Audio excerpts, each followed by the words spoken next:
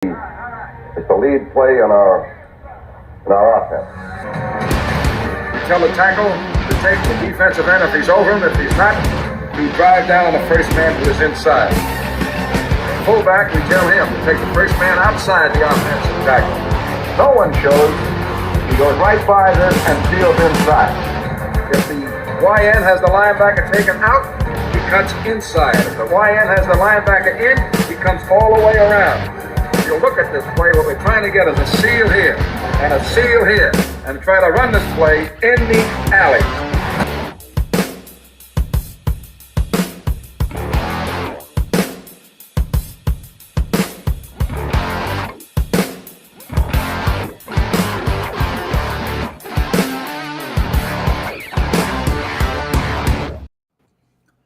Hey, what's up, guys? Welcome into Packers Total Access. My name is Clayton. You can check us out on Packernet.com. You can find me on Twitter at Packers_access. I'm joined alongside Jacob from the Packernet Fantasy Podcast.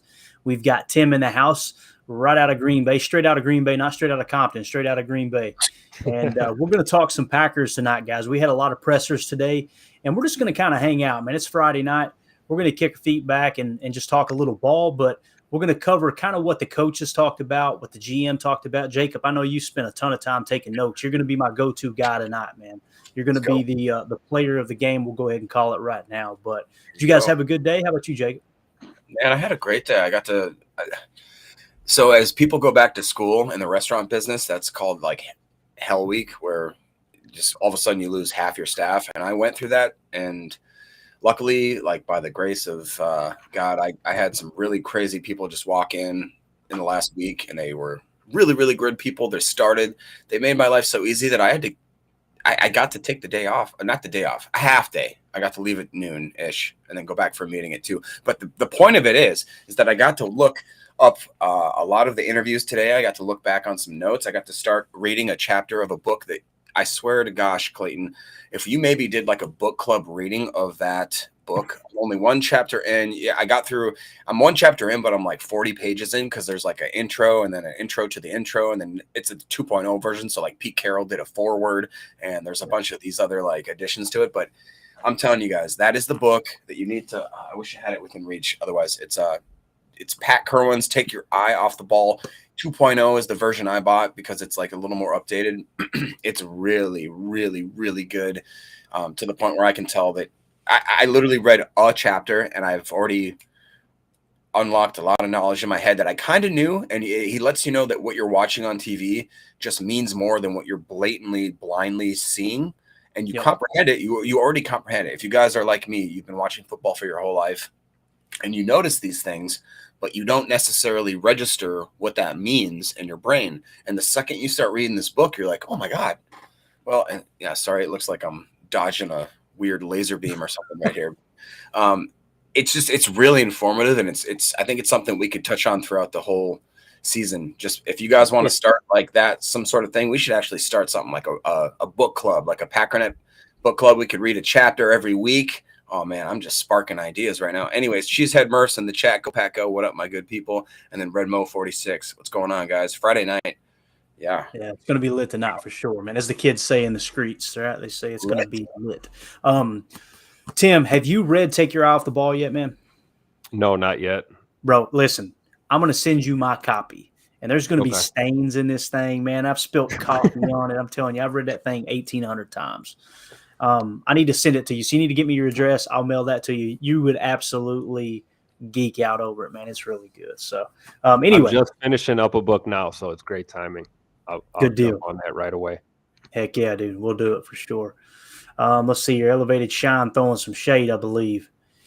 Hey, listen, man, what Ryan's doing is way more difficult, Elevated Shine, than what I'm doing right now, bub. We're just getting on here talking ball, and that dude is he's literally trying to corral every Packernet After Dark listener and make it as organized as possible. I mean, it's like a ride at a daycare center watching you guys or listening to you guys calling on that show. So I was tuned in earlier. It looked like he had some technical difficulties, but you know Ryan, dude, he'll persevere. He'll get that straightened out and get it back on top there. Let's see who else we got in the chat here. We got Eric Sutherland, always in the house, man. Appreciate you swinging through. Dakota, Packernet Book Club. He's on board, man. He's on board. Telling you, that'd be smart, man. Yeah. Mike Hebring said, hello, fellas. Mike Hebring said, I ain't reading nothing, dude. I'm just going to keep doing these shoulder shrugs. I ain't worried about it. Let's see, Zane. Off today, time to enjoy some Packer content. Go Pack, go. It's game day tomorrow, man. I am so jacked about game day tomorrow. What's the plan tomorrow? Tim, I'm going to start with you, man. I know you're going to be watching the game. What's the plan for the preseason game tomorrow? I got some family coming up, so I'm looking forward to spending some time with them, and we're going to go to the game. I'm actually in the middle of trying to make personal history here, trying to go to every training camp practice and every preseason game at Lambeau. So it looks like it's going to happen. So we've got tickets for tomorrow's game. We'll be there. I'm looking forward to watching the defense, man. That's the plan. Everybody puts a lot of emphasis on QB1. Obviously, it's changing of the guard, but I'm really excited about watching this defense, especially after this week of joint practices with the Patriots. I mean, for a preseason game, we're going to get some action, boys. I promise you tomorrow. Oh, yeah. If you thought yesterday's practice was chippy, wait till you see this preseason game. So I'm looking forward to it. That's the plan, man. Maybe a couple daddy sodas. We'll see. Yeah, there you go. There you go, man. I'm gonna have some buffalo chicken, but I gotta do the chicken breast, man. I trick myself. I cut it up into chunks after I smoke it, and cover it in Frank's buffalo sauce, and then hit it with a little bit of ranch. Hey, Jacob, are you a wing guy? I mean, yeah, man. I'm an everything guy. Yeah, you can smoke that's meat and you can eat it. I mean, I work at a smokehouse. So just when you said that whole Mike Hebring, doing shoulder shrugs, seeing that dude the other day kind of snapped me out of this weird funk. Most people get like a winter funk where they stop working out. I've just been working so much and then trying to, learn a lot about the podcast and stuff. I've just been neglecting it. And when you work at a smokehouse and you just randomly grab wings and cornbread muffins, y'all, I'm like the fattest I've ever been in my life. So Mike literally I saw him and I'm like, I can work out if Mike can work out. So now I'm like doing Rocky stuff in the garage before we went on live today. So you guys just give me like 3 months, maybe 6, maybe he said, maybe like a year. All right. Just give me a little bit and then I'm going to be starting to look like Mike. But man, no, I'm like Tim was talking about, I'm super just really jacked for this preseason game. I will back up and say that the last thing I was trying to watch a lot of these interviews with my time today, and Joe Barry, I watched one of his interviews and I kind of started to like the guy, honestly, because he just seems like, dude, the players love him, Jacob. I was going to say, he took the time. He doesn't call them by their names. He calls them by their nicknames. Yeah. And it's so funny watching like Joe Barry just stand up there and he's like, yeah, man, Ja and Razul, or no, it's Zal and whatever he calls them. It's just really funny. But they asked him, a reporter asked him, they're like, hey man, so what about the possibility of Razul playing safety? Which I admit I bit on hard because it's just one of those things. And he goes, Razul Douglas plays safety? And they're like, well, no, but like that's the rumor. And he goes, I've never seen Razul Douglas play safety ever. And they're like, yeah, no, but what if like, and he goes, yeah, Razul's our starting cornerback. And then the guy just shut up and he's like, all right. And then it just seemed kind of really funny. And then basically it just showed me like, no, it's not going to happen. Like, it's just not going to happen. They don't even have that in their wheelhouse. So I'm just wondering who necessarily put that out there. And another addition real quick, not to steal any defensive thunder from Mr. Tim, but I thought this was kind of interesting and I want both your perspectives on it. They asked him point blank, are you sure that Devondre is going to have the green dot going into this season? And he said, no, that's actually an open, we're kind of basically weighing out who would be the best person with that position. I don't know if that's like a really, yeah. And so to me, that was, he did not say anything definitive whatsoever. He very clearly said that's something that we're going to be open to. And he goes, until you get into the game one, that you can have multiple people green dotted and mic'd up so you can kind of see who fits the best. So I thought that was kind of weird. Not weird, but I hate to say interesting because I always say that stupid word, but it's very interesting. Yeah. Hey, Eric Sutherland in the chat here said, word is Campbell will be ready week 1. And I've actually got a note here. Goody said that. He said on Devondre Campbell, quote, it's not a long-term thing. We expect him to play week 1. So that makes me feel a lot better. Did he go into any more detail on that? Tim, did you see anything about that as far as Campbell today? Did you get a chance to check out the pressers, Tim? A little bit here and there. I was kind of busy today. I caught bits and pieces, so I'm glad Jacob's got 45 pages of notes to go over. But I did hear that, yeah, it's hopefully not super serious with Devondre. But hearing this now that they're confident in him going week 1 tells me, or at least what I'm gathering, is that we shouldn't expect to see a whole lot of Devondre Campbell the rest of this training camp. I would assume he's not going to play tomorrow. I would assume he's going to practice light or rehab group the rest of training camp, and then I doubt he's going to get any reps that third preseason game. Maybe, I don't know. There's no travel involved, a couple weeks at home here, which is good. But I think the whole focus is going to be getting him ready for week 1. So to your point too, that multiple guys can have the green dot here in the preseason. That'll be something to look for this weekend, tomorrow, and then of course the game against Seattle. Let's see who's wearing the green dot on defense. My money's on Quay Walker. Would be a candidate. He did that a little bit last year. But I don't know. I don't know who else would be. Is that a positional thing? Do they prefer a linebacker to wear that on defense, or can Jair have that? Or I don't know. That's a good question. I think they prefer an inside linebacker, and the reason being is because they're getting the call in, right? And when you get the call in the huddle, typically they're the ones who are going to change the play. So they need to be able to communicate with the defensive line and the DBs. Now, if you've got Ja wearing it, right, and he's the one calling out the signals, but you could have someone else wear it and then someone else call out the signals. But typically the green dot is kind of that defensive captain on the field, Okay. So, it's going to be hard for Ja to communicate with someone across the formation, as where the middle linebacker can kind of bark those signs out. Okay. Those calls. So we'll know for sure then it's going to be Quay, Dre, or McDuffie. Off the top of my head right there. I mean, once you get down on that depth chart, who else are they really going to consider at inside linebacker to wear that dot? I would think after Quay and Devondre, it would probably be McDuffie, right?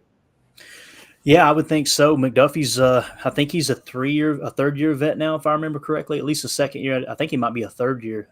Yeah, that would be who I would think, or maybe Eric Wilson, right?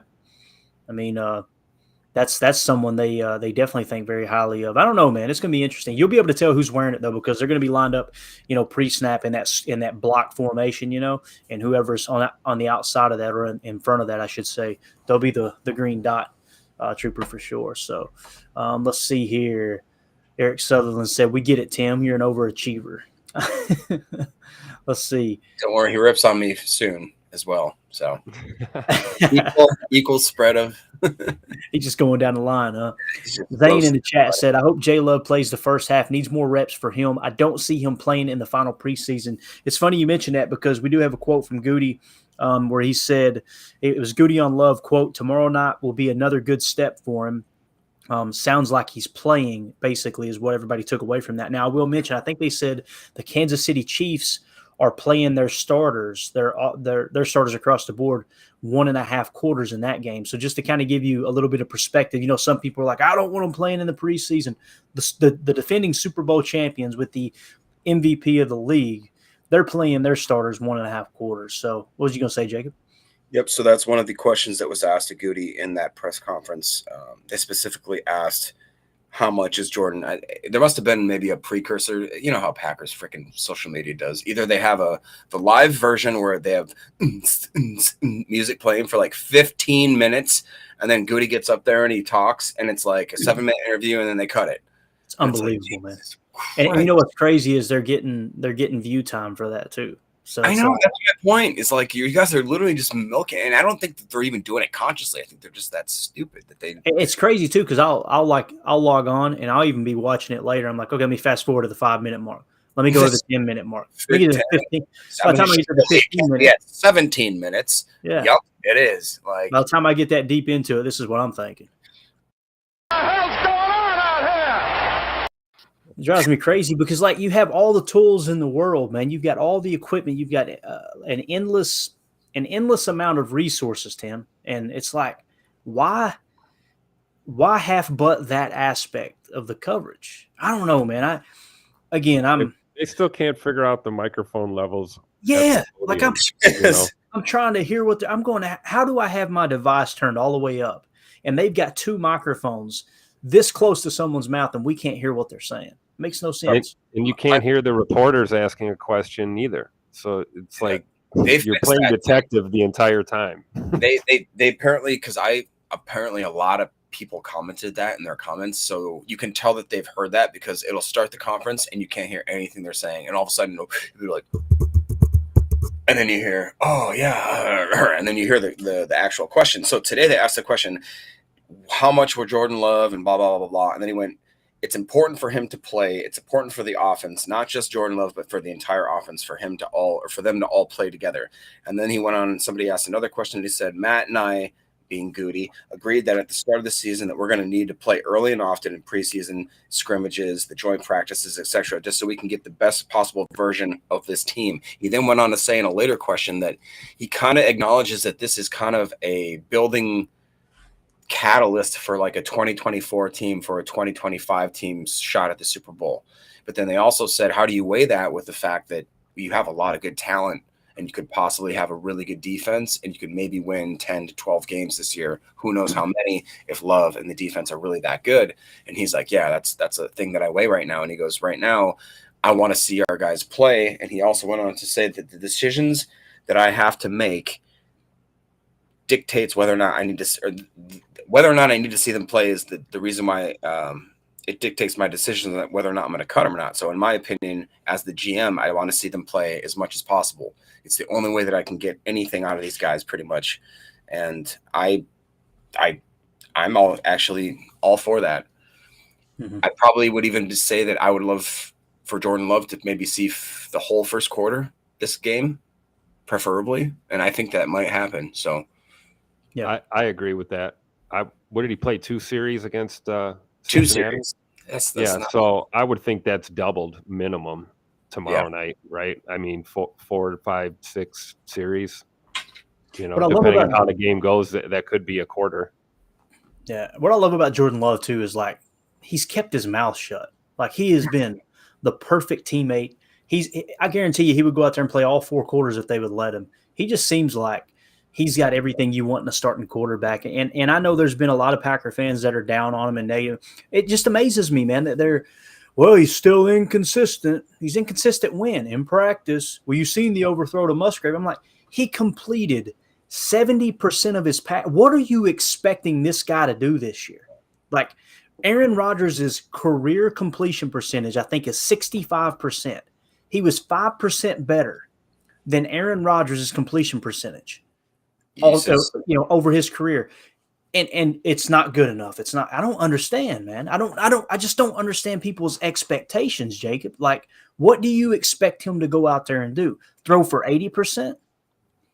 No, it's just that you said 65% and you didn't drop the. Oh my God, man! Saying, dude, like you missed opportunity. Kind of 65%. 65%. That's what. I'm just saying, like, come on, man. I kept waiting for. I was like, oh. I thought you were going to disagree. I was like, all right, no, Jacob. It's like a missed putt. That's why I was like, oh shoot. All right, whatever. Talk about a stat that no one's going to care about if you put the dub on the board, right? Like, a win is a win, man. I don't care what his completion percentage is if he gets the dub. I really don't. Tim said, "Run the single wing. Just get me that." I mean, you guys remember Clayton? You're a '90s basketball guy, right? Like yep. Michael Jordan had like horrendous field goal percentage, like horrendous. But he's the GOAT, So I don't know. I wouldn't put too much weight into things like that, especially this early. Like I mean, you're worried about completion percentage when you're losing. I can tell you that. I mean, ask Bears fans. They look at percentages and numbers all the time. Tackles. They're not winning ball games. But, I mean, when you think about, like, what we have in Jordan Love, think of the other quarterbacks across the league. Aaron's soured on a lot of fans here, right? You see him in Hard Knocks, and there's already people saying, man, he looks like he's making that coaching staff and his teammates miserable, right? I don't personally think that's the case. But, again, that's out there in the media, right? right? Look at all the other quarterbacks across. Let me give you one right here. What if your quarterback showed up to practice? Like, tell me this isn't screaming for attention. Look at this, guys. Tell me this isn't screaming for attention. Oh my God. He showed up to practice Real? with a sports bra on. And it's like, why would you do that? Again, hey, be who you want to be. It's cool, but I'm just like, thank God Jordan Love is our wait a quarterback. minute. Wait. Well, first of all, at least he showed up and he didn't have an Xbox headset on. And maybe Kyler Murray knows the plays this year. But let's Google that catapult. We got to find out. Please tell me that's some kind of Do that wearable research, tech. Tim. Dig for It's us, got to bro. be some kind of wearable tech or some censored body movement track or something, man. That can't. I thought that was not the be a meme. fashion statement. I have no idea, dude. They I compared have him no to the guy. They compared him to Tracy Morgan in the Yeah. That's the first thing I thought of in the longest yard. First thing I thought of, man. Unbelievable. Oh man. So I don't know, dude. Let me get that off the screen, though. I'm trying to figure out how to do it. It might be stuck now. Let's see. All right, so hey, too old for this just said that's not a sports bra. It has tracking chips in it. Soccer players use them all the time. I'm sorry, but you just enabled, like you did, all the jokes just came to my head. Soccer players use them all the time. It's a sports bra. You don't just have to wear that. You can put your jersey over it. Right. Like, It's like when Zeke showed up to the draft, Ezekiel Elliott, right? And he had the belly shirt on or whatever. And it's like, what? I don't understand, man. I don't get it, dude. I don't get it. To me, it's just screaming for attention. That's all it is. yeah, Right. of course. But Obviously. anyway, I digress. Let's see Needs to here. pay attention, not seek attention. Yeah, exactly. Let's see here. Adam in the chat. Remind me, is Tariq Carpenter coming back anytime soon? He returned yesterday, right? Yeah, he did. Yeah. Yeah, he returned yesterday, I believe, Adam, if I remember correctly, man. So he's good to go. We should be good there. Check this out. ROK Beast in the chat. Got my signed Dobbs jersey today. There you go. Hey, that reminds me, guys, we're going to have a giveaway coming up real soon. And it's going to be an autographed Lucas Van Ness jersey. The Luke Ness monster. Yeah. So we're going to come up with a creative way that we can give that away. We'll definitely get back to you guys on that, but I'm excited about doing that. But congratulations on the Dobbs jersey, man. That's freaking awesome, dude. Awesome. Let's see here. In the chat, Mr. Eric Sutherland. Is it just me or is anyone convinced Heath makes the 53, dude? I'm telling you. I was talking about the blocking on the last episode, Eric, but when you go back and watch the tape, his route running looks great. I'm not saying it looks perfect, but it looks great. His hands look great. He understands the offense already. He's picking, like I said, he was a highly recruited prospect, if I remember correctly. And the guy is just he made bad decisions. I think he got a DUI in college is what got him kicked off Mississippi State, I believe it was. And I think he might have went to Ole Miss as well, but I'm not 100% sure. I just know that he did have some, and they said LaFleur is like coaching him tough. Tim, I don't know if you're done researching or not, but if you are, did you get to see what they were talking about at practice where Coach LaFleur was actually talking to Heath, and he was like, I mean, they said that he was coaching him up hard, like he was chewing his rear end, then put his arm around him afterwards. I didn't see that personally, but I did see the reports, and it doesn't surprise me. I can tell you, though, that's with several of the young guys. We see that a lot with the staff. And I think you have to make a concentrated effort when you've got so many young guys on your squad that you have to go the extra mile to, sometimes you got to be good cop, bad cop at the same time. You got to be a little hard, and then you've got to be, comforting and endearing, because this is a lot for rookies to grasp, and we are getting closer and closer every day to week one, and the pressure gets higher and higher every single day. And the amount of focus that is required is higher and higher every day. So to hear that about Heath doesn't surprise me. But I've seen it with Tay Wicks. I've seen it with, Van Ness is another one on the defensive side. So the young players that, the coaches are definitely making that extra effort to just make sure that they're in the right headspace out there and that they're focused. And if they see promise in a player, they're going to they're going to do everything they can to squeeze every drop out of it. And so I think it's a good sign that we have, for as much heat as these coaches take from the fans, man, it just shocks me because I have full faith in this staff, guys. And I'm excited to see what they're going to do this year. But if they keep 7 receivers, man, Malik Heath's making the team. That's how I feel. I mean, I think Bo Melton's out of the question at this point just because of the injury. I don't know how serious his injury is, but he didn't look super fast moving around with that rehab group yesterday. So, if he's not able to see the field because of injury, I think that's going to pretty much seal the deal for him, probably maybe being a practice squad candidate. Got it. What else you got, Jacob? I know you've got a ton more notes. What else stood out to you, man? Yeah, no, just real quick. I think if we keep 6, we're going to keep Heath because to me it's Watson, Dobbs, Reed, Torrey, Wicks, Heath, right? I mean, maybe DeBose if he comes out, which is interesting because DeBose will have his first actual action, I believe, to this game. I believe he was coming off the back injury the last time that we started against the Cincinnati Bengals. So I'm thinking this is his actual first time playing, and he's been looking pretty good since he's gotten healthy. I will say. So some other things I wanted to talk about, it was just real generic boilerplate stuff at the beginning of the interview. They asked what he thought about Jordan Love, and they went, he's doing good, doing a lot of good things. He's got a lot of command of the offense, and he has a lot of confidence, which is true. But again, it's just kind of, whatever. He was asked about Clifford, and he said he's played a lot of football at Penn State specifically, and he thinks that all of the kind of game adjustments and just him not being shying away from throwing it is probably like a product of him again playing at Penn State and just him coming natural. And another thing that I didn't remember or realize is that Rasheed Walker was his left tackle at Penn State for all those years. I never put those 2 and 2 together, which is kind of cool. That Rasheed Walker, our up and coming left tackle, could possibly be working some second team reps. Especially, I'm probably gonna look to see how much Rasheed Walker plays left tackle tomorrow, because that would give me an indication of what they're thinking about that position. And then if we didn't, I couldn't remember exactly what you guys, I couldn't hear you. Joe Barry basically said that Devondre is not a long-term injury, that he's not too worried about it. So that's a great relief right there. He was Brian Gutekunst. We can focus more on those types of interviews. And he was asked about Jaden Reed, and he pretty much said that he plays like a really, really tall guy, that he knows that they don't usually draft guys with that kind of athletic profile, but that he plays the wide receiver game like a very, very tall man, and that he can get up there and get that high point, that he has special teams capabilities. And he was actually asked about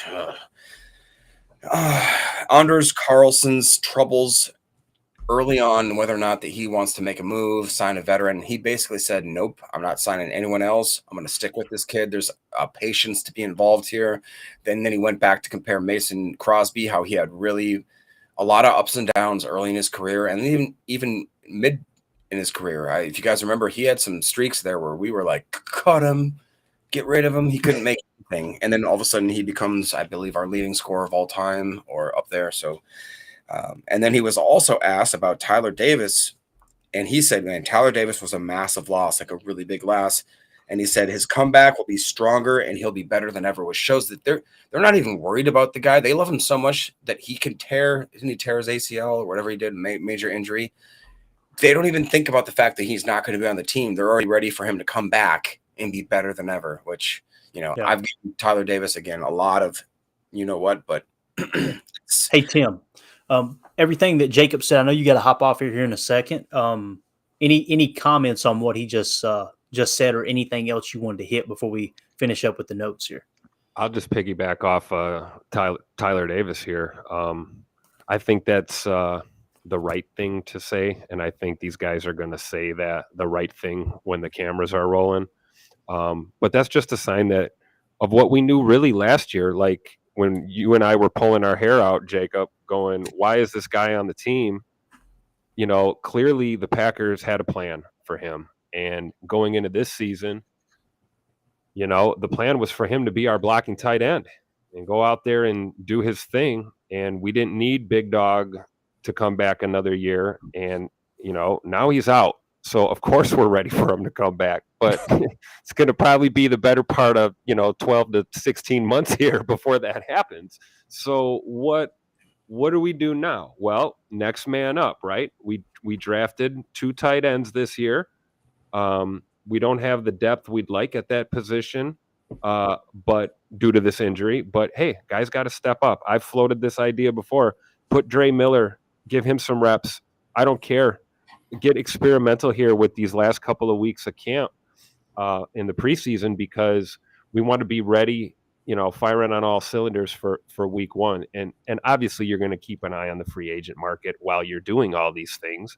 And, these guys know that. They know that at any day there could be a signing and a cut or a trade or what have you. But I think the organization saying that they can't wait for him to be back, I mean, that pretty much speaks to what the plan is all along for Tyler Davis, which was playing a big role in this offense. And I guess now that he's gone, I do have some concerns, but there's other creative ways to do it, right? There's other creative ways to run block and pass block.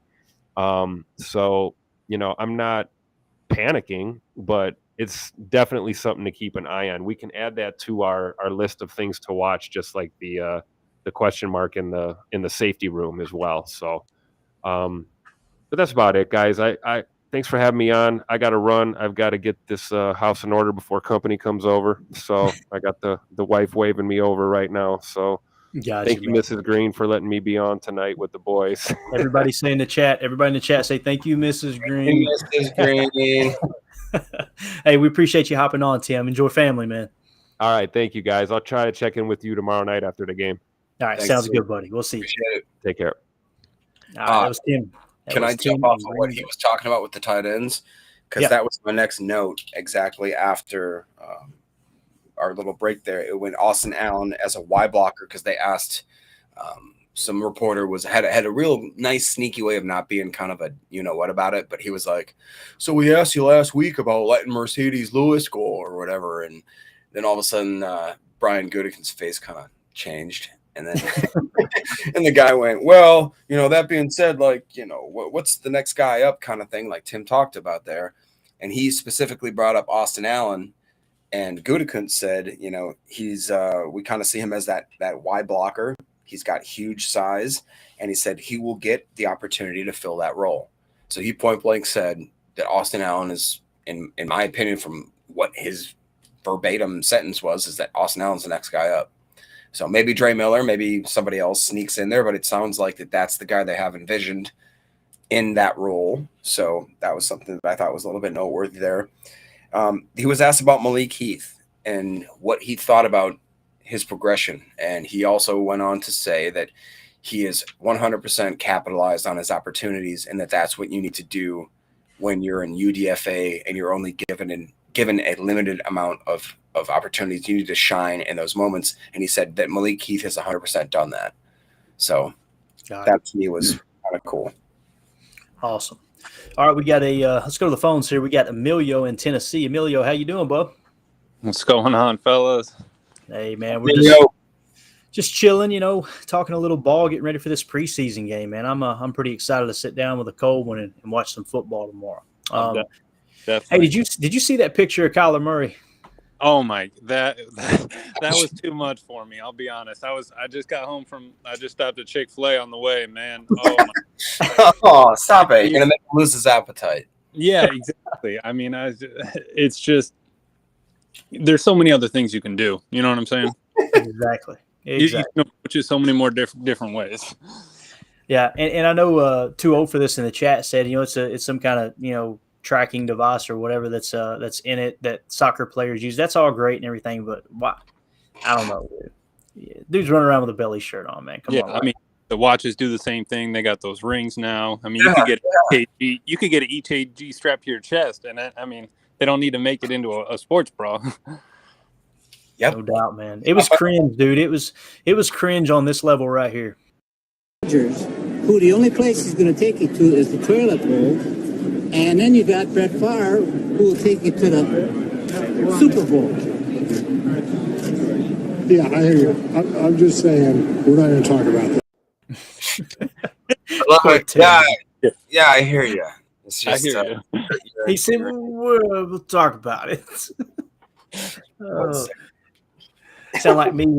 Sound like me asking Mandy if I can get another jersey from Pristine Auction. We'll talk about it. Yeah. Uh-huh. Yeah. So what's on your mind tonight, Emilio? What are you looking for the preseason game tomorrow night, man? I'm excited to. I know we've been trying to figure out that third running back battle. And I was looking at Ryan's tweets last night. He was kind of throwing out some ideas, and I was thinking, I think it was Jacob that mentioned it, but there was a note. One of you guys said it, that Patrick Taylor was in at fullback one day, and I was thinking, what if, because I know we were trying to figure out Pearson, DeGuara, all that. What if we run the three running backs, but Patrick Taylor's main role is that blocking back? Ooh, that's interesting, man. That's interesting. Go ahead. I'm sorry. No, you're good. No, I was just as an option. Something I noticed the other day when I was watching the tape from the Bengals game was Tucker Kraft. They were lined up in a double sidecar, what would technically be 12 personnel, but they called it 21 personnel because Tucker Kraft can kind of play H-back. I thought that was interesting that they had him in that sidecar, and Love was still in the game, if I remember correctly. So it's almost like they were trying him at that starting spot there. So you may see Tucker Kraft play a little bit of fullback too. Of course, you've got Pearson as well, which it sounds like Pearson's been impressing them. I don't know how this roster is going to shake out, man. I really don't. Mm-hmm. Yeah, no, I hear you.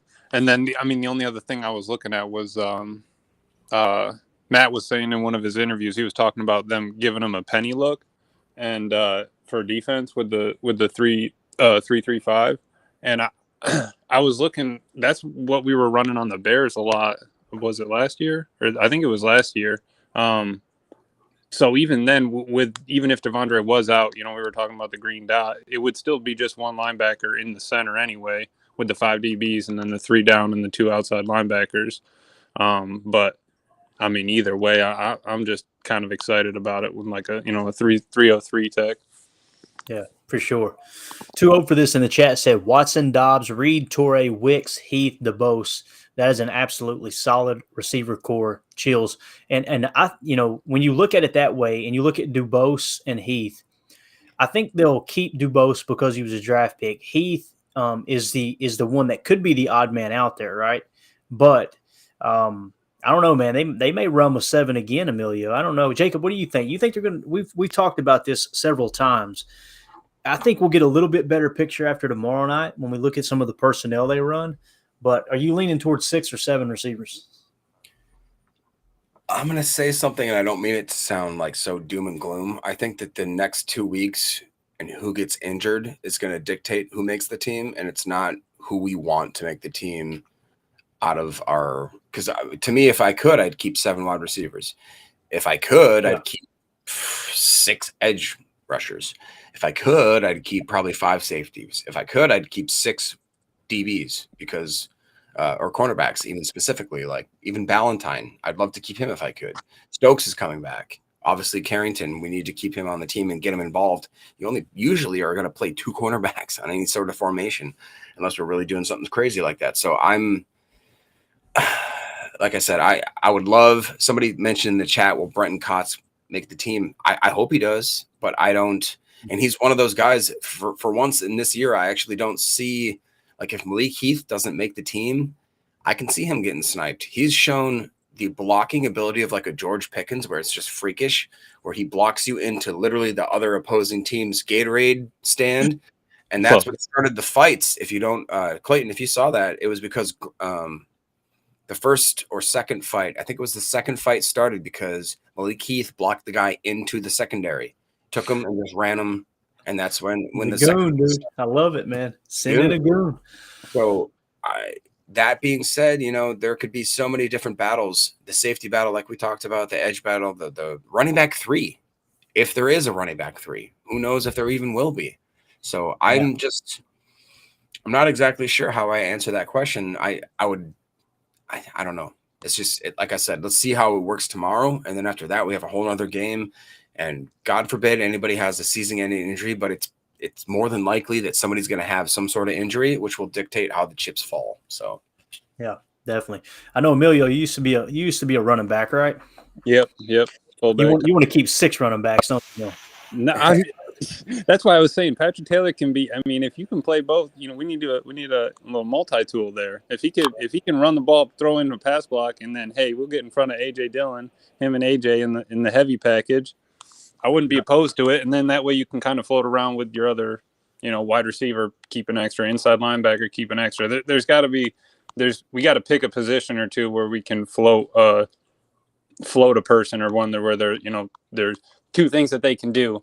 We need them to go back to high school where they're playing both ways, front back, offense, defense, special teams.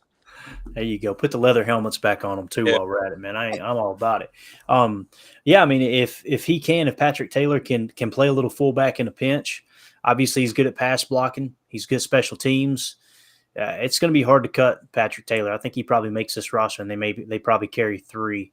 John Schmidt in the chat said, keep 6 receivers to save an extra roster spot at inside linebacker because of the Campbell injury. He's asking the question.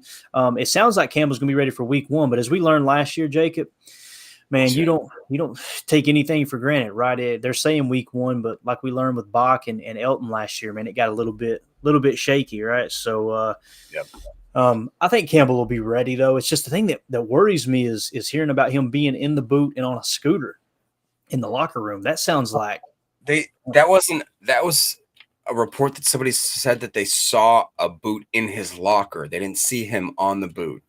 Hold up. So Matt Schneiden said, according to Paul Brettel, if you can pull it up, he says that I need to do that. You go ahead, keep talking. I'm gonna try to find it. So did he tweet it out, Matt Schneiden? I'm pretty sure that Matt Schneiden, somebody else quote tweeted him. Yeah, I thought that the tweet was something along the lines of didn't see him or whatever, but it looked like that there was a boot inside of Devondre Campbell's locker with like a walking boot or something like that. Not a good sign. That's totally different then. Yeah, you're right, man. That's totally different. Yeah, right. And that's was one of those things where it felt to me as soon as I read it, I'm like, that seems like a really weird spin on the story. You know what I mean? But anyways, we can get back to that. Emilio, is there anything? There's somebody that's saying that a lot of comments about Brenton Cox Jr. Do you think that he makes the team? I like you said, I'd love for him to, but where's the spot? Unless he's the new personal protector, we need somebody to step up and make an opening somewhere else. You got to be two ways. You got to be offense. It's I'd love for him to make it, but I just don't see it with the numbers right this second. Right. Yeah, I kind of agree. All right, I'm going to share the screen here. I've actually got the tweet pulled up. Let's see if we can do this real quick. Hopefully it don't slow the stream down too much. You guys can see this, right? Mm-hmm. So it says Devondre Campbell missed his second straight practice with an ankle injury. He wasn't in the locker room during post-practice media availability, but I saw a scooter and walking boot at his locker. So yeah, you're right there, Jacob. That's totally different than him. I imagine he was rolling around 1 foot or one knee on the scooter, right? Look right here. This is why I love Twitter, man. You always go to the comments. It's time. Look. You got to love it, man. You got to love Twitter. Twitter is undefeated. No doubt about it. So, all right, cool, man. Let's go back to the chat here. I completely agree, Zane. He says, need a big LVN showing tomorrow. That would be freaking awesome. Would love to see him come in and just blow some runs up in the backfield, maybe get a sack, couple pressures. That would be great. And it's going to be a work in progress for him, Jacob, just like it was with Rashawn Gary. You're kind of seeing that now. And that's a good thing, that you've got Preston Smith, you've got Kingsley Enagbare that people are saying has had one of his, probably a better camp than he did last year. He's starting to flash a little more. Like you said, you got Brenton Cox kind of coming on. I'm eager to see what they do, but I do want to see Lucas Van Ness just kind of turn it loose tomorrow. Here's the thing about Lucas Van Ness too, and I talked about this immediately following the game. When you turn on the tape from the Bengals game, I didn't see Lucas Van Ness getting manhandled. I didn't see a player that's like, yeah, there's no way he can play at this level. What I seen was someone over pursuing, someone he was mentally overwhelmed, right? That's what the tape popped off to me.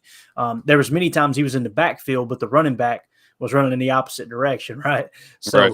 Physically, he looked fine, Emilio, but, from a mental standpoint, it's going to take a little bit for him to catch up to the game, right?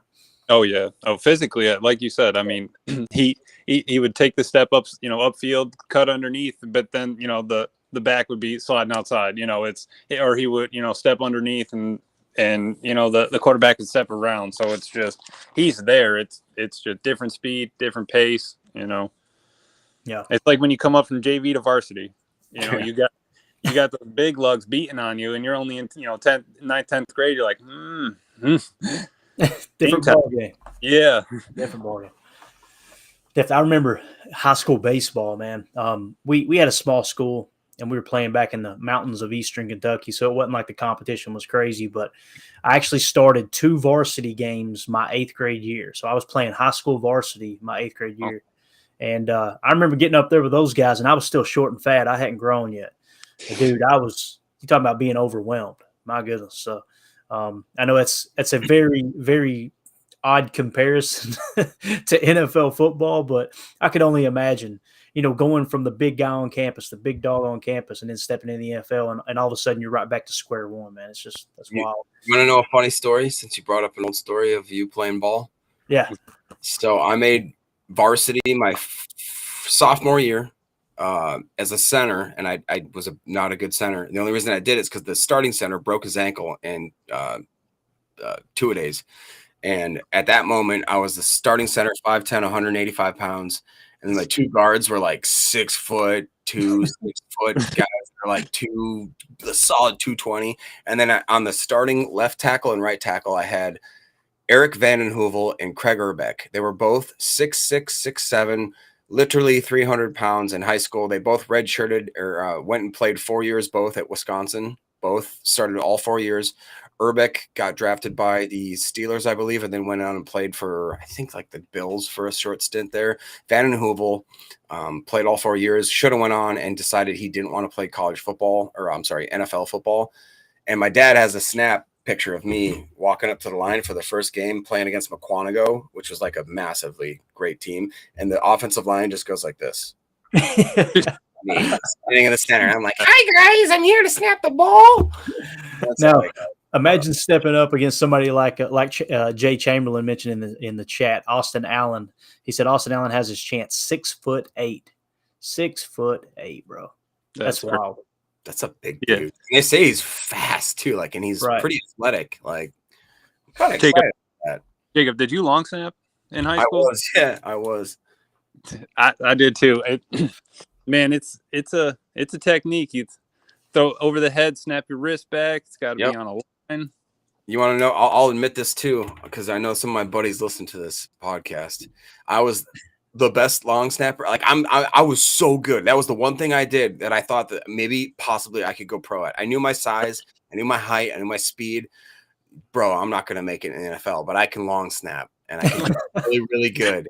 And I was like to the point where, like I said, sophomore year, they're like, dang, they let me snap in front of the varsity snapper. First game of my sophomore year, when I first started at varsity, we were punting out of like the 25. I made a field goal. I snapped high over the freaking punter's head. I made a field goal. They never let me snap it again. Yeah. I was so jacked up. I was like Brett Favre. I was all tuned up. It's all tuned up. That's better. No more rocket balls, please. Sorry. Yeah. You think God never farted?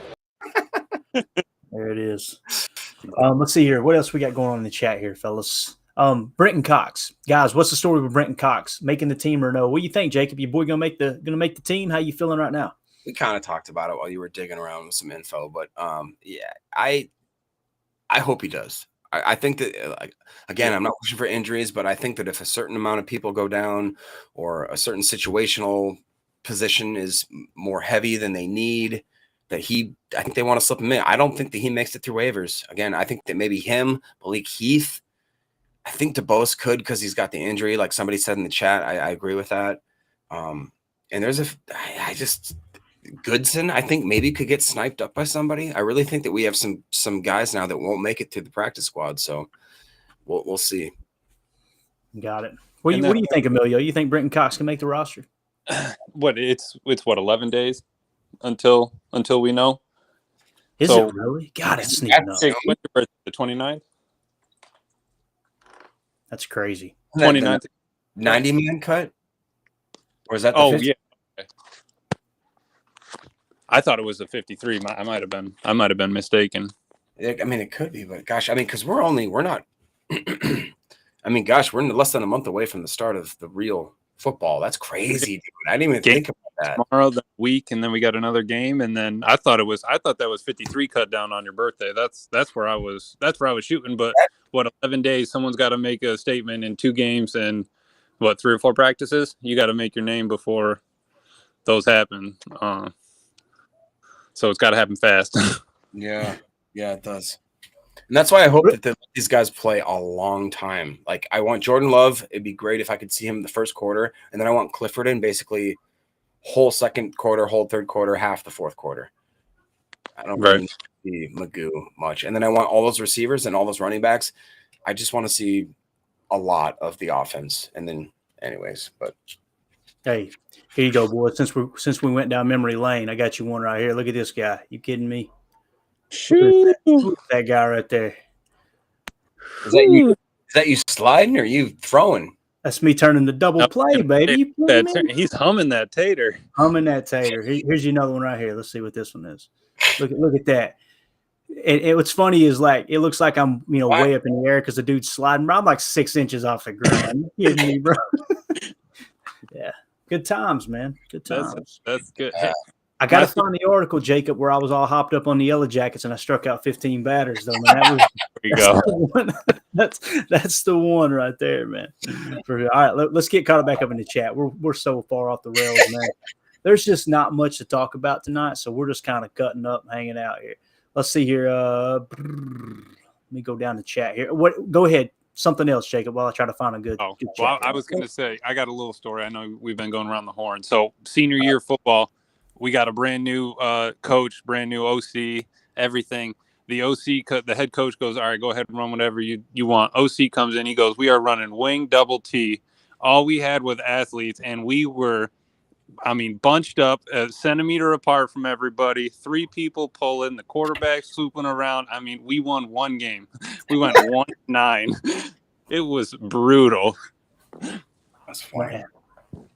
It's rough. Eric in the chat says, I'm keeping my eyes on safety play as much as I can tomorrow. Jonathan Owens is one I want to see, Eric. I want to see if this is legit, man. I'm going to have to start really focusing in on that. Have we heard anything else on the safety position, Jacob, as far as the pressers today or anything? Yeah, actually, they did. They talked to him, to Joe Barry, and they asked him, like, what's the deal? It seems like Owens had gotten the predominant amount of snaps at the 1 besides Savage, and then after now recently it seemed like more. And he said, well, it's a carousel there because we want to give as many guys the opportunity to go, and we want this to be a deep position, even though it's like more of an unknown position, I'd argue. But he basically said that it's still a limbo. Did not really show his hand much. Said that we want to see what these guys do in the next 2 games, and that's basically going to dictate what they do. So, got it. What do you think, Emilio? Who would be your starting 2 safeties, man? I think it's going to be Savage and Owens, and then I think it'll be we got Ford, Levitt, Moore, and Johnson Jr. Right? So, are you guys surprised at how lack of solidified Moore is at that position after he played seemingly good last year? I don't know. They have not. He has by no means won that job or even been the preferred starter in practice. So that to me is a little bit odd. Or is it the fact? And I think that actually Joe Barry said that they just want to see as many reps from as many people to get the most educated decision as to what they do. Right. Yeah. So if it is cut downs in 11 days, they got those 2 games and then practices to figure it out. But Owens was playing bad last year too. What, it was 92nd and Savage was 92nd. Owens was 93rd. Yeah. So, yeah. I think they're just looking for, at this moment, maybe they check the tape, but who's going to step up and play for this team coming together right now? Who gels best? Rudy Ford was back there, but maybe he's not gelling with how we're running it now with Savage instead of Amos back there. So maybe it's just, it's just how they're all, glued together in the back there. Yeah. The other thing too is Carrington Valentine, man, watching him tomorrow night. Mm-hmm. If he comes out there and balls out again, and what's crazy is I don't remember anyone hardly reporting on the fact that during joint practices he covered Jamar Chase, and they said he shut Jamar Chase down. Yeah, dude. Jamar Chase, wow. I don't know. I'm eager to see if how he plays tomorrow night as well. But we'll definitely be going live for the post-game show. You can catch all that right here. We'll kind of give you stats. We'll give you a little analysis, try to give you some highlights too. If everything goes, I'm off tomorrow. It's the first day I've had off, and I couldn't tell you how long. So tomorrow I'm going to get in the lab here and try to get the Telestrator keyed up to where it doesn't lag. We may have to use a separate program. I'm hoping not, because it looks like it might be coming from Restream's side. So I know this is good advertising for Restream, but hey, fix your process, okay? But we'll see if we can get that squared away, because I would really, really like to geek out on a little chalk talk immediately following the game. So, Jacob, we're at the 55-minute mark. You got anything else you want to hit on, big dog? Yep, real quick. I'm just really excited to see Clifford play tomorrow. I want to see more of his talent shine. I want him to use this as an opportunity to understand that he doesn't need to be hero all the time. Don't throw so many Brett Favre rocket balls. Just let that sink in. Tay Wicks, I want to see him. It sounds like he's been getting rips at the one here and there. He had 3 catches for 68 yards, 47 long last week. I want to see that again. Grant DeBose, the first time he gets to play in a game, he had coming off that back injury. I want to see what we've seen in practice from him. He's been showing like he's actually worth that 7th-round draft pick and wants to challenge Mr. Malik Heath for this 6th or 7th round or 7th string wide receiver. And then I'll say that it was pretty much a consensus that the Packers won the first practice, that the Pats smoked them in the second practice. There was a ton of fights. I mean, this was like literally a 7-round knockout fight where they had 7 different fights. Aaron Jones was throwing punches, guys. Do you have to understand how that – you have to like kick a baby for Aaron Jones to get involved. Kicking babies. Sorry. And I'm just – We do not condone – listen, everybody on YouTube, we do not condone kicking babies, okay? Don't do it. Don't slap them. Don't do nothing like that. All right. You watch. I'll have a notification when we get off here, Jacob, because you say kicking babies. I'm just saying, there's a ton of fights. They're going to probably play aggressive, more aggressive than any preseason game that you probably want to see.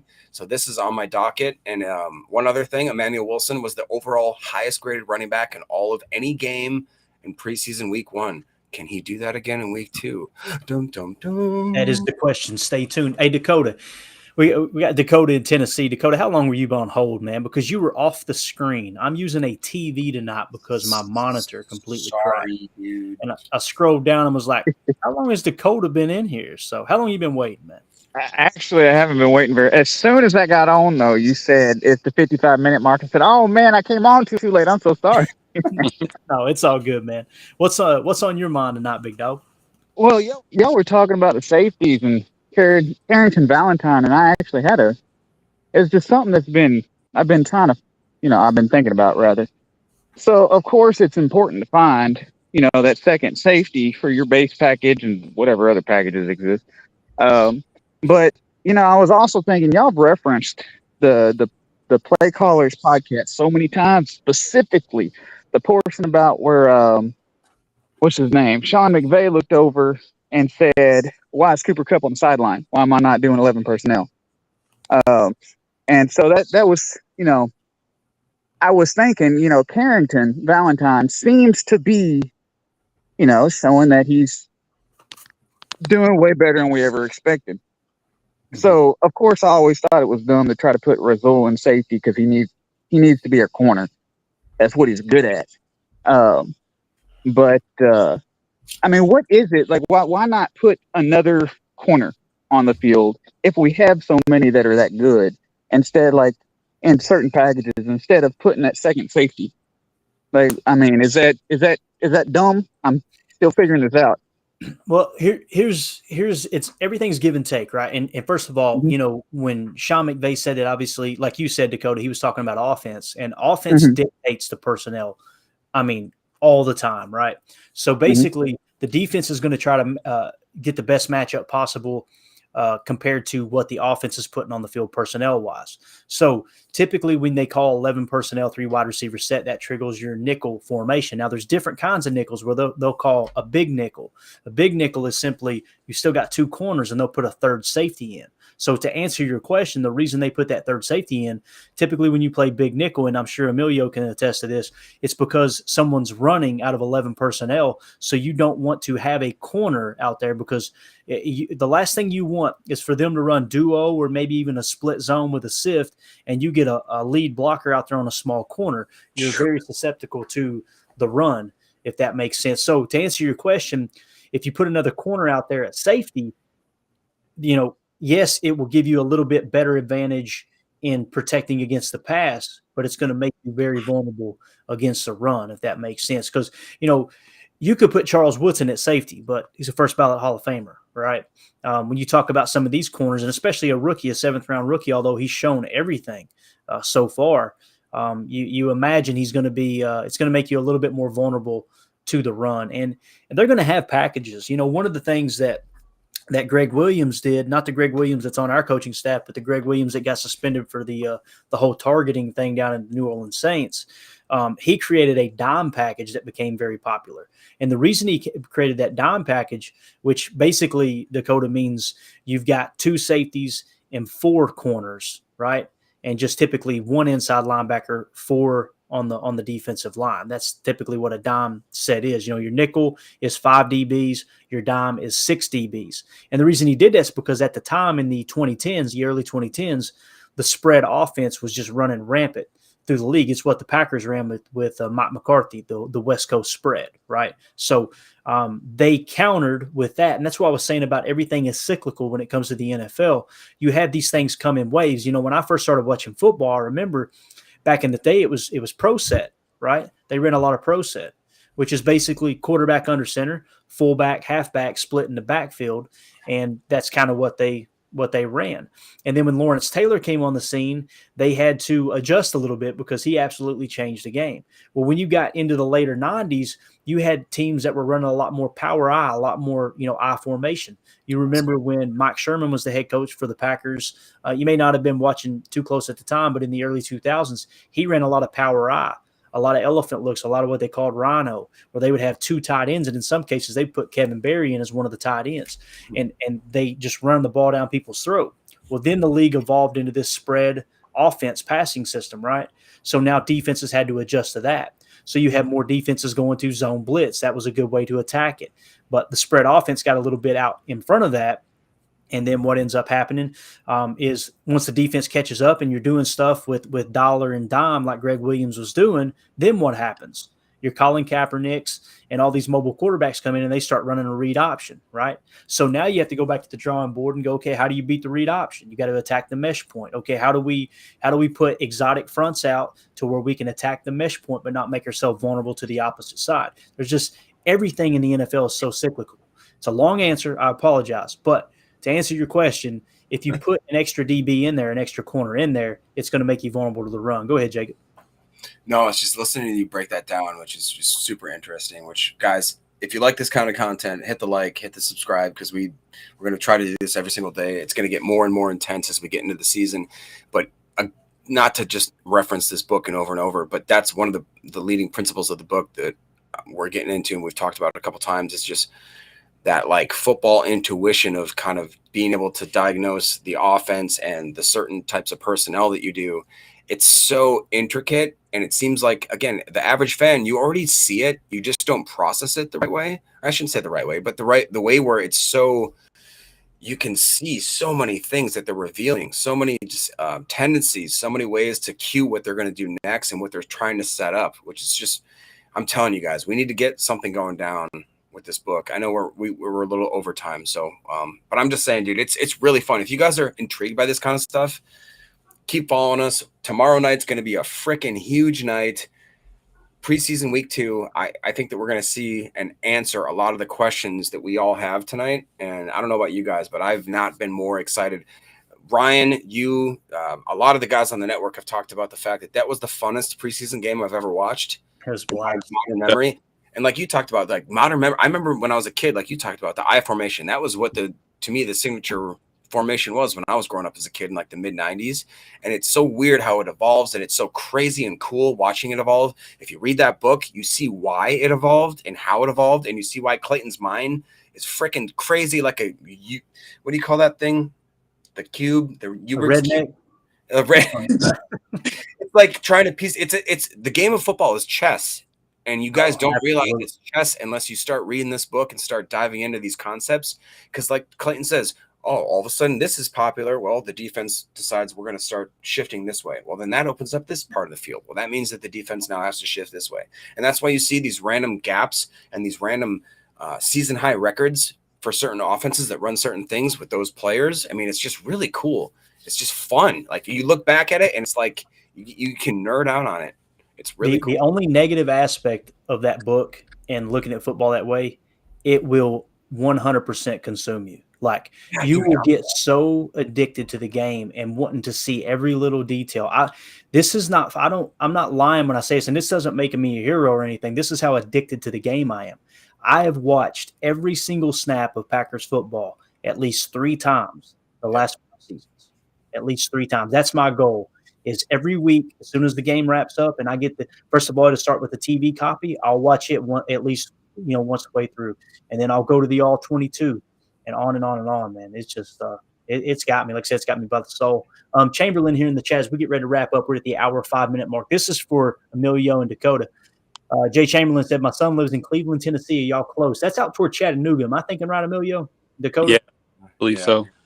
Yeah, so to answer your question, Chamberlain, that's out toward Chattanooga. I'm in Northeast Tennessee, and I know Dakota. Are you in Memphis? Am I thinking right? I am. Yeah, I'm in Memphis. I'm as southwest as you can get. Got it. He's out there in at Graceland, man. And I lived in Nashville for 5 years. Just saying. There you go. And then Emilio is south of Knoxville. Is that right, Emilio? Yeah, right. Oh man. Got it. Oh yeah, we need to get together, man. We need to put something together and maybe go watch a ball game together or something. That'd be a lot of fun. Definitely. I was even thinking about that Atlanta game. Yeah. Oh, that'd be a blast, dude. Right down the line. Great. Couple hours. What is that? Week 3? It's week 2. Week 2. The 17th of September. 17th, yep. That would be cool, man. We got some family down in Chattanooga, so I could crash down there and meet y'all at the game. We may do that, man. I don't want to make any promises, man. I got so many irons in the fire. If Mandy is watching this live right now, she's over in Kentucky. Oh, man. If she's watching this live, she's going, Clayton, don't you commit to one more thing. Don't you? I guarantee it, man. I'll tell you, this is exactly what Mandy's reaction is right now. Uh-oh.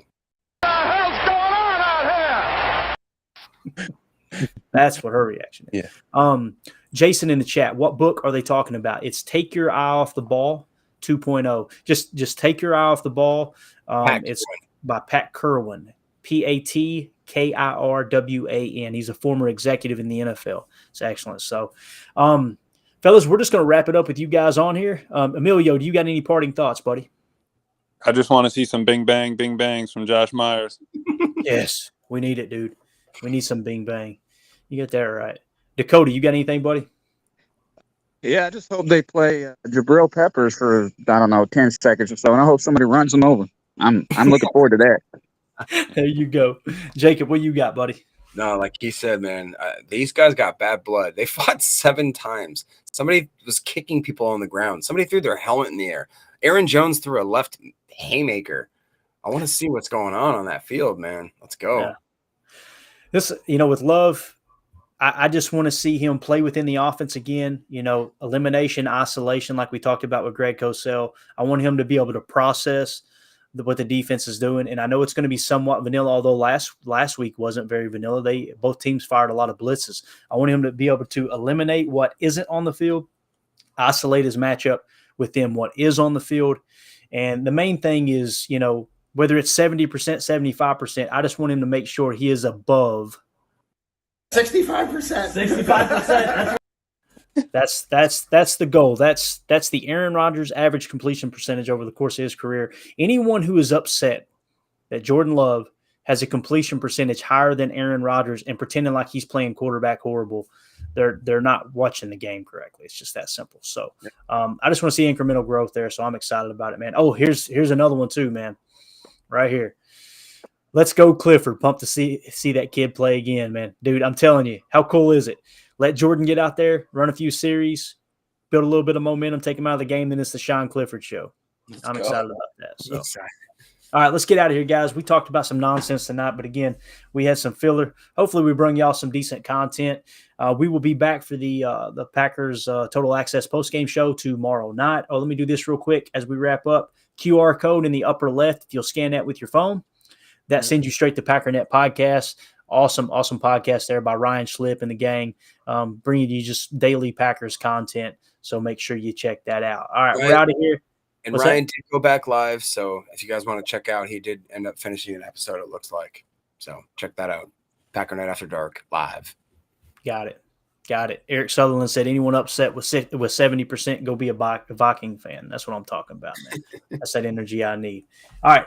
We're out of here, gang. For those of you listening on the pod, thank you for making us a part of your day. As always, let's go out and be the change we want to see in the world, and go Pack Go. The power sweep actually is the lead play in our offense. Tell the tackle to take the defensive end if he's over him. If he's not, we drive down on the first man who is inside. Fullback, we tell him to take the first man outside the offensive tackle. No one shows. He goes right by this and steals inside. If the YN has the linebacker taken out, he cuts inside. If the YN has the linebacker in, he comes all the way around. If you look at this play, what we're trying to get is a seal here and a seal here, and try to run this play in the alley.